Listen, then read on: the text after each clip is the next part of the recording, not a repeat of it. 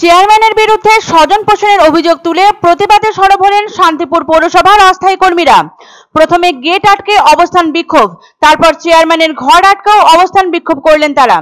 শান্তিপুর পৌরসভার অস্থায়ী কর্মীদের ওপর স্বজন পোষণ এবং চাকরি দেওয়ার নাম করে বেআইনি কার্যকলাপের অভিযোগ তুলে পৌরসভার গেট বন্ধ করে বিক্ষোভ প্রদর্শন করলেন পৌরসভার তৃণমূল পরিচালিত শ্রমিক সংগঠনের অস্থায়ী কর্মীরা।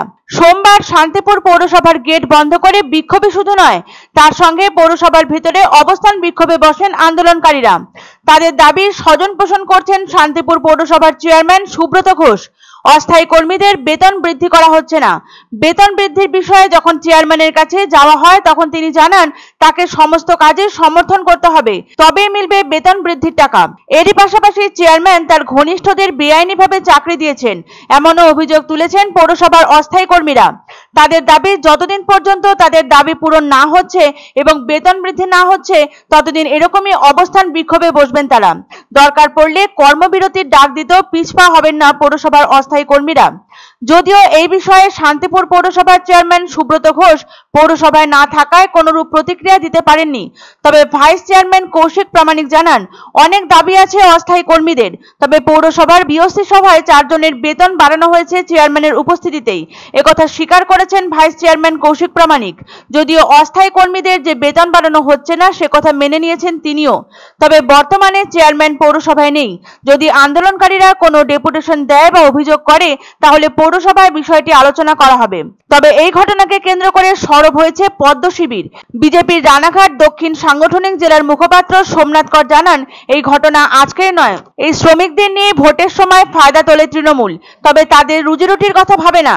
তবে সোমনাথ বাবু জানান অস্থায়ী কর্মীদের এই আন্দোলনে তাদের পাশে আছে বিজেপি। প্রসঙ্গত উল্লেখ্য 2023 সালের 7ই জুন হঠাৎই শান্তিপুর পৌরসভায় উপস্থিত হয় সিবিআই প্রতিনিধি দল। প্রসঙ্গ ছিল পুর নিয়োগ দুর্নীতি। এবছর 26শে জুলাই কলকাতার সিবিআই দপ্তর নিজাম প্যালেসে পুর নিয়োগ দুর্নীতি মামলায় জিজ্ঞাসাবাদের জন্য ডাকেন শান্তিপুর পৌরসভাকে। তখনই সিবিআই দপ্তরে সিবিআই এর ডাকে সমস্ত নথি নিয়ে হাজির হয়েছিলেন শান্তিপুর পৌরসভার আধিকারিকরা। যদিও জিজ্ঞাসাবাদ শেষে শান্তিপুর পৌরসভা দুর্নীতির সঙ্গে যুক্ত নয় এমন কথাই সংবাদ মাধ্যমের সামনে জানিয়েছিলেন শান্তিপুর পৌরসভার আধিকারিকরা। এরই মাঝে অস্থায়ী কর্মীদের ওপর স্বজন পোষণ এবং চাকরি দেওয়ার নাম করে বেআইনি কার্যকলাপের অভিযোগ তুলে শান্তিপুর পৌরসভার গেট বন্ধ করে বিক্ষোভ প্রদর্শন করল পৌরসভার তৃণমূল পরিচালিত শ্রমিক সংগঠনের অস্থায়ী কর্মীরা।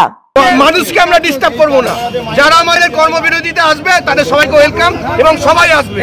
উনি বিজেপির লোককে কাজ দিয়েছে, প্রমাণ আছে। 19 সালে বিজেপি করেছে, 21 সালে বিজেপি করেছে, তাকে চাকরি দিয়েছে, প্রমাণ আছে। এখন ব্যাপারটা হচ্ছে যে কেউ কিছু অভিযোগ করতেই পারে, কিন্তু সেটা তো তাদের ব্যাপার। আমার কাছে এখনো কি বিষয়ে ওরা আন্দোলন করছে, আমি যেটা কানাঘুষো শুনতে পাচ্ছি সেটা মাইনে বাড়ানোর বিষয়। এর বাইরে ওদের কি বক্তব্য আমার কাছে ওরা এখনো এসে জানায়নি। আর এই কাজ যদি পৌরপতি করে থাকেন যে স্পেসিফিক তার নিজস্ব লোকের জন্য যে 4 জনের যদি মাইনে বাড়িয়ে থাকেন তাহলে আমি বলবো এটা অত্যন্ত অন্যায় কাজ। এবং সবথেকে বড় কথা যে এই ধরনের যে কাজগুলো যদি একজন প্রশাসক হিসাবে উনি করে থাকেন তাহলে এটা অবশ্যই আইনের আওতায় আসা উচিত বলে আমি মনে করি। এক অন্য অনুভূতির স্পর্শ পাওয়া যায় রয়কো ব্র্যান্ডের গেঞ্জি ও জাঙ্গিয়ায়, তাই ছোট বড় সবার পছন্দ রয়কো গেঞ্জি ও জাঙ্গিয়া। প্রস্তুতকারক জয়মনি হোশিয়ারি, কলকাতা। আনন্দ সংবাদ, আনন্দ সংবাদ। 30 বছরের নির্ভরযোগ্য প্রতিষ্ঠান ইন্দ্রমণি রাইস মিল। আমাদের কয়েকটি জনপ্রিয় ব্র্যান্ড হলো তাজ, বরলি, খুশি ইত্যাদি। আমাদের factory outlet CG trading company, Dinbazar, axis ব্যাংকের পাশে, জলপাইগুড়ি। এখানে সুলভ মূল্যে গুণগত মানের সব ধরনের চাল পাওয়া যায়। Phone number 9547029475।